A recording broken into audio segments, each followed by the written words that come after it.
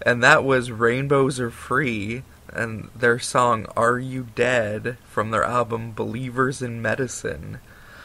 And they, tongue twister, huh? yeah, it's definitely a tongue twister. And they have their own website, rainbowsarefree.com, and a MySpace. I don't know if they still use that, but myspace.com/rainbowsarefree. And then you said they have a Facebook. Have a Facebook. Yeah. So, how you been, Daniel? I've been good. How have you been?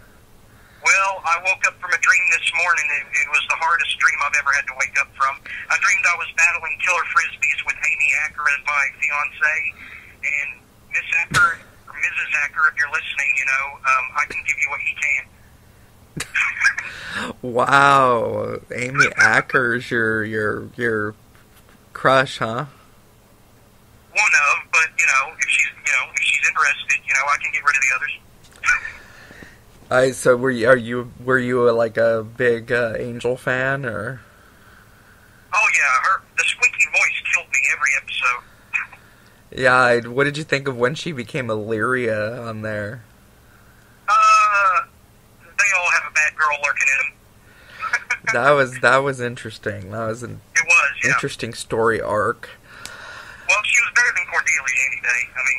Yeah, I don't get the whole thing with Cordelia. They tried to make her into, like, Angel's love interest, and it just didn't work for me. Right.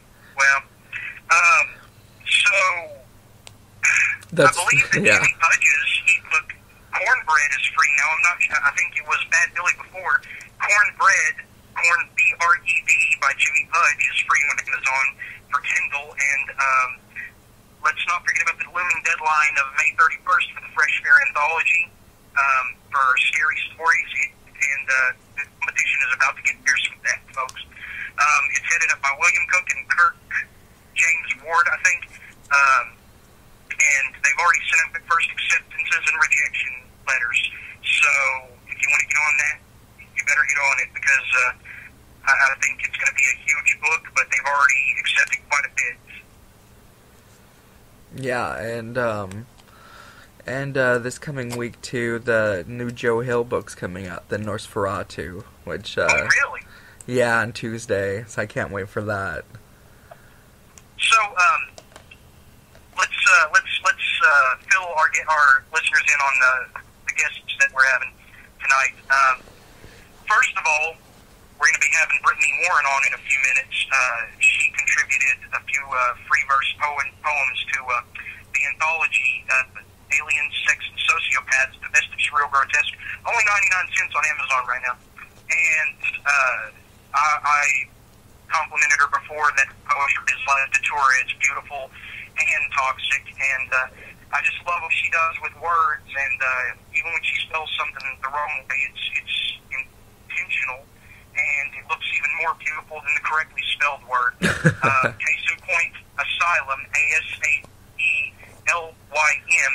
and it just looks so much more beautiful on the eye than just asylum, And she has that aesthetic about her, which I hope that everyone enjoys here in a few moments when we call her. Also, and this is a huge honor for me, I'm a little nervous. Bruce Taylor, Mr. Magic Realism, from Fantastic Planet Books, and author of Metamorphosis Blues, Kafka's Uncle, Edward, Toward the Edge of Infinity, Dancing on the Edge of Infinity, and of course the book Mr. Magic Realism, which I haven't had a chance to delve into yet. But this guy is a modern day Ray Bradbury.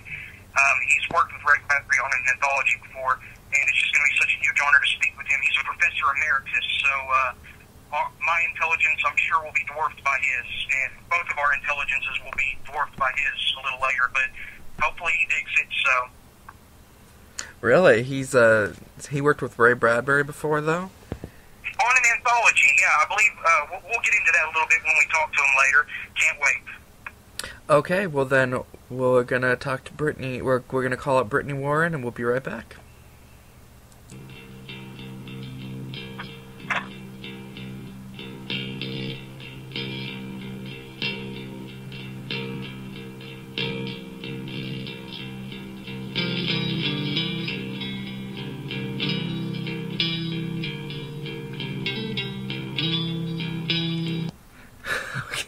Well, that was the intro for Radar Men from the Moon, and that's their song Intergalactic, Dada, and Space Trombones.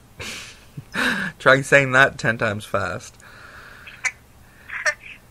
And joining us now is Brittany Warren, the lovely and venomous poet that contributed to the anthology Alien, Sex, and Sociopaths. Loved Asylum, Brittany, and what do you have for us tonight? Actually, tonight I'm going to be reading Asylum, per request by Jen, because I know he really loved it, so I will be reading that piece, and I will be reading a never-before-read piece that I wrote specifically for tonight. Awesome. And two other pieces that you have not read, so should be a treat. Okay, great. All right. I can start whenever. Yeah, go ahead whenever you're ready. Okay, I'm going to start with Asylum. Okay. Okay. Defile the walls. Defecate here. Hated fear. Spooky congregants of women play summer violin with the ribbons in my hair. Deficiency rests here. A toast to these lips of tasteless protein. Spiteful lockets to get skin. Memory of once loved others. To swallow nightly ritual, as facets would have it. Conformity samples all. All right. This next piece is called Swan Makeup. It's brand new, so I hope you like it. Death smelt of feathers and beauty, gave odor to the rocks and waters, blurry copious sands until the fish withered. The black swans in their lace collars and makeup, fringed once, dirtied once, in the river dined on blood. Sticks of poison would rattle broken bone subjects, and tickle my teeth, each small feather and figure peaked and sunk into the stream. Now bald, without lipstick messes to trickle and measure, with only their shadows looking lovely as ever. The black swans float, seared it seems, down the backwaters, through the backwash of throat and gurgle, haunted by meticulous makeup, the scent of blood and perfume, as they choke on river's edge. Peel back your roast of the featherless, and shine of nothingness. Upon the rocks, a tepid tease of tongue encased, as they fall away. Oh, Wow. that was good. There is music in there, seriously, Brittany. Especially scent of blood and perfume, and backwash, and tongue and gargle. Is that or throat and gargle, right? Yes. Yeah, I like the image of the black swans too and everything. You make it so musical. I just love that. Thank you very much. This next piece is called... What's that? I just said go ahead. Okay. This next piece is called Need Necrophase. Barge of person, growth of intrusion, drink of neon, acidic rain, flatters outward change. I gathered your necrophase, strings of hair ripened and passed on, grinded against your stiff, a regular badge of the dead and gone. My experimental, you dripped, opiates of garbage and formaldehyde trickling, my suckled beastling, lips upon you I starved you dry, as the story of corpses goes. Fairy tales of death, lanterns, basements, balding bodies hunger for the sun, a passive voice in the dark. I needed your necrophase, your strands of musical veins. I could play against you, make you suffer, lust after cold wings. With my shovel, I picked at your puzzle, collection of meat for poor, sweating buzzard. Dusty combos stripped of pride in this room full of ticking clock, needlework on point, hollow cues to move, no air for those who die. My sweet project of hacksaw and loving bone, the glue of faint odor, true decomposition, project done. Wow. Opiates of garbage and formaldehyde. That is a powerful image there. Amazes me how you do that, Brittany. Thank you so much. And the I last, really appreciate that. And the last one is called Wine Cellar. Ghosts of burgundy grace, tease your areolae with rusted chains, drift between your flowers and worlds, manipulate the water in your eyes. Between the walls of the wine cellar, these four walls, they stain satin skin, a complex of plum and the saturine growth beneath your fingernails. They bathe you, droplets of grape alive with the heartbeat, pulse and froth in your hair. The floorboards squirm with you, shower your naked toes in meek affection, as the spirit sits in the spurts of wine in your pores. Like babies they suckle, take, burden you with bitter grape slaughter, leave you to refresh, but you can't. They've drained you, a secret shriveled in this cellar of wine and ghosts. Wow.